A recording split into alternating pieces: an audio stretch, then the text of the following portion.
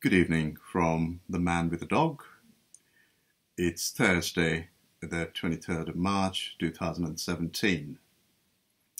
So, in a spring afternoon yesterday, a chap called Khalid Masood loses the plot in London and murders 5 people and does serious damage to countless others who had done nothing wrong to him, who were in no way connected to his cause, which we now know to be the Islamic State. So Masood must have been angry enough to do that, not only to some random people, but to kill himself in the process too. Is this a case of anger and resentment? Yes. Is this madness? Yes. Is this a case of feeling excluded from one's fellows? Yes. Is this a case of representing God of any kind? No. So one of the great things of democracy is someone's right to freely worship a God of his or her understanding. So you have to tell me if there are parts of any religious scriptures that allow one to kill a bunch of totally innocent people going about their day's business. There simply can't be. And if there is, such a religion does not belong in a civilized society. To me, it can't be simpler.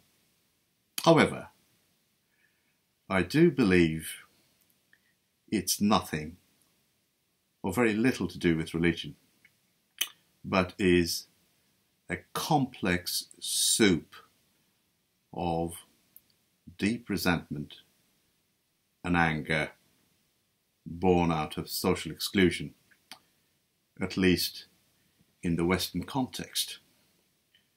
Resentment and anger finds justifiable wings through so-called religion. It validates it somehow, gives it some sort of deluded meaning to the meaningless. You know what I mean. I don't know what the solution is. I'm just a man with a dog. I do believe that we need to examine all strands of why people are feeling so angry and excluded that they will go to such unspeakable lengths to vent it. At the end of the day, how many police can we employ? How do the police know if someone's going to blow himself up as he walks down the street? How many people do we gather intelligence on? How many text messages or emails and voice calls do we intercept? How many Google searches do we investigate? And how much of our civil liberties do we say goodbye to in the process? Yesterday afternoon, I remember my daughter texting me from London to say she was okay. The fear one feels, and then this huge sense of relief. What if it was her on that bridge? What would have happened to my life? Let's stop and think about the text messages that never were received that afternoon. The Palmer family, the American couple from Utah, celebrating 25 years of marriage with a London trip. The school kids from France, Asha of Ladbroke Grove. She's a mother of 2 little girls. And those 2 little girls, they will see Asha, their mum, next time in a coffin.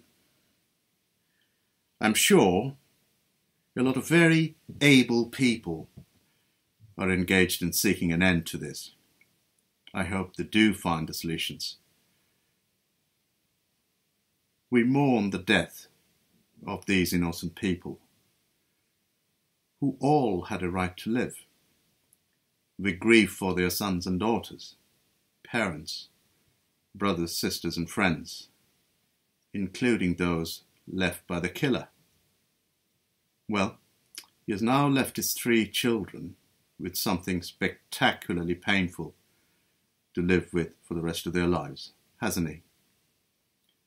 Where is his God in this? And we grieve for the innocent victims of madness everywhere, whether it is London, Paris, New York or Brussels. And we cannot forget the people, the innocent people and children of Raqqa, Baghdad, Palestine, Tel Aviv or Peshawar. If you're somehow aligned to this business of killing innocent people, you just can't justify it, period. You represent no one. Whether you call yourself a jihadi, a crusader, or a politician, whether you're a black man from North London, a Muslim in Bradford, a Hindu in India, a Texan cowboy, or a rich bloke with a property portfolio and a string of dodgy consultancies in Azerbaijan, you are just the same. However crude or sophisticated your means are, and however complex and convincing your justifications might be. So what do we do after the shock and grief? We carry on. We get on with it, as we say. We walk the dog, go to work, accept others' differences and celebrate them, however much, at times like these, we are provoked not to. We have a laugh. We eat crumble and custard with the weekend. We live our imperfect lives. And to those who want to kill people like me, who have done no harm to you, but happen to share the same planet, we simply say, we are not afraid.